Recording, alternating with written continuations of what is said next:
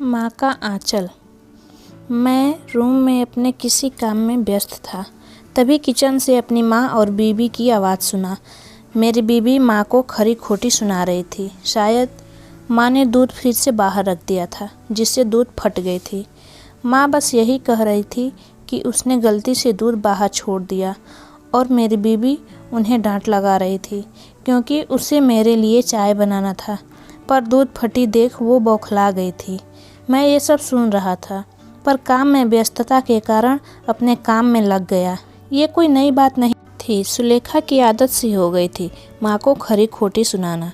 मैं भी सुलेखा की देखा देखी में कभी कभी माँ को डांट दिया करता था, और हमेशा उन दोनों के बीच में सुलेखा का ही पक्ष लेता था और माँ को डांट देता था। आज जब मैं 3 दिन बाद घर आया तो माँ मेरे पास आकर अपने आंचल से मेरे मुंह को पोंछते हुए बोली, बेटा खाना लगा दूँ? दूर से आया है, थक गया होगा, ला अपना पैर दे, जूता उतार देती हूँ। मैं चुपचाप माँ को देख रहा था और वो मेरे जूते को उतार रही थी। मैंने माँ से पूछा, सुलेखा कहाँ है? तो उसने कहा कि वो तो अभी बाहर गई है। मुझे बताई कि तुम कुछ देर में आने वाले हो और कहकर चली गई। सुलेखा अपनी माँ को देखने गई थी। उसने मुझे पहले ही बताया था उसके माँ की तबीयत खराब है, पर मुझे समझ में नहीं आ रहा था कि वो मेरे साथ भी तो जा सकती थी। मैं 3 दिन बाद घर आया हूँ, पर वो मुझसे मिलने को भी नहीं रुकी। यही सब मेरे दिमाग में चल रहा था। तब तक माँ ने खाना लगा दिया था।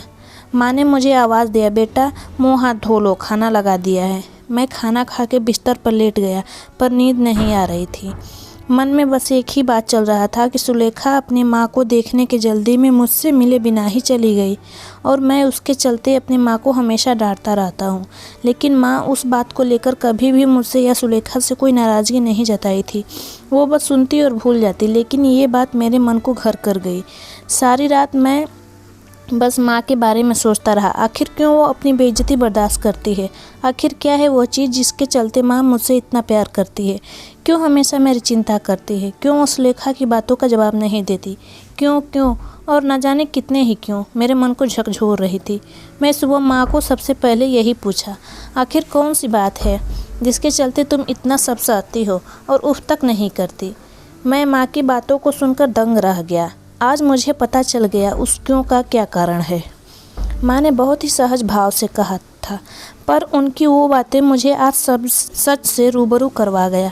उन्होंने कहा, बेटा अब मेरी ज़िंदगी तो कट गई, बस तुम्हारी चिंता हमेशा सताती रहती है। मैं तो 2-4 दिन की मेहमान हूँ, पर मेरे चलते तुम दोनों में अनबन न हो, यही भगवान से दुआ करती हूँ। तुम दोनों खुश रहो, आबाद रहो, इससे ज़्यादा एक माँ के लिए क्या हो सकता है।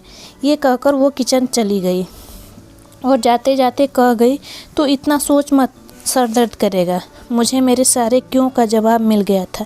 ये सब माँ की ममता ही तो है, जो अपने दुख को भुलाकर अपने बेटे के सुख की दुआ करती है।